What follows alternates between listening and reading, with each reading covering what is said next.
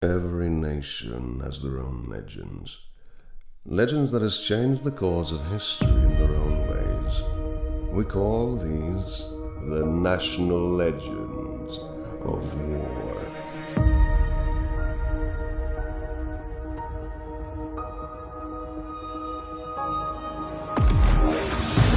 Soviet-built MiG-15 was a revelation.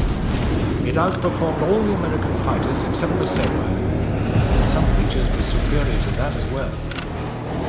Its appearance sent a shockwave through the West. The F-4 Phantom just barely held its own in this airspace because it is an interceptor used as a fighter, finding it difficult to compete with a fighter designed as a fighter. Over 3,000 American aircraft were lost during the Vietnam War.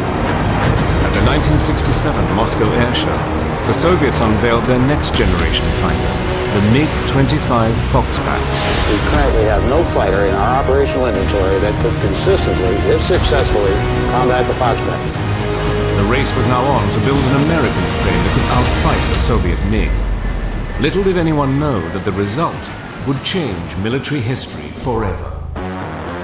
Speed, agility, durability, firepower, twin engine, all weather capable, air supremacy embodied. All of that achieved in one aircraft, the McDonnell Douglas F-15 Eagle.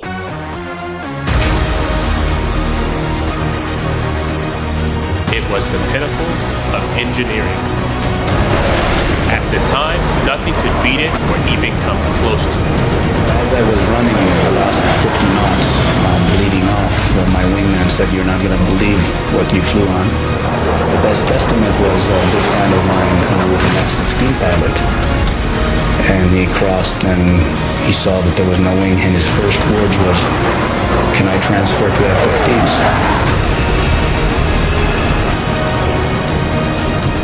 It was powerful enough that it could carry a 3,000-pound rocket, and it could carry it to the altitudes and at the velocities that would allow the rocket to launch and go up into space.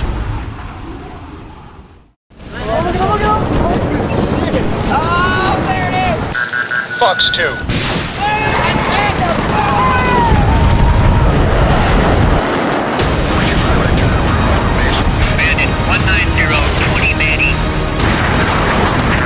Let's push it up. Come fast. Blast!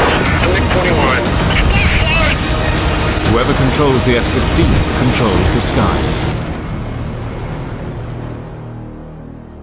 At about this time, in 1969, Sukhoi and his team won a design contract for a long-range interceptor that would not only replace existing fighters of the IAPVO, the Soviet Union's air defense force, but also be able to beat the new American F-15 Eagle in air combat.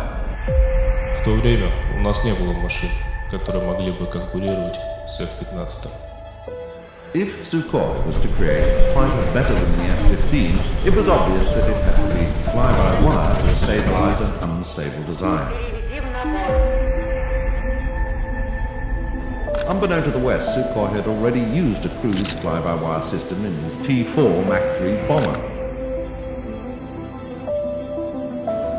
Исходя из этого, нам необходимо было создать то, что могло бы делать все то же самое, что и F-15, но лучше, гораздо лучше.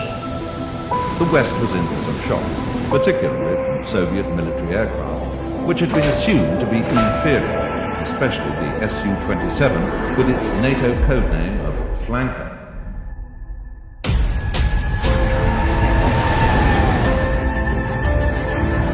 Pugachev stunned the crowd with a maneuver never seen in the West before. Pugachev's Cobra. No other fighter anywhere could do the Cobra. The Russians have always believed in the dogfight. They've never left it. All of their airplanes reflect it. I find it hard to believe that an aircraft whose weight exceeds 20 tons is so controllable. Я перешел в набор высоты и заманил американца туда. Именно в этот момент я понял, что он начал терять скорость. и она была около 650 км в час. В этот момент я понял, что у Су-27 было полное преимущество. The Cobra let the pilot who was being pursued right above and slide behind his adversary, thus becoming the pursuer. После этого я сделал примерно 1,5 оборота и сел ему на хвост, и тогда он уже ничего не смог сделать.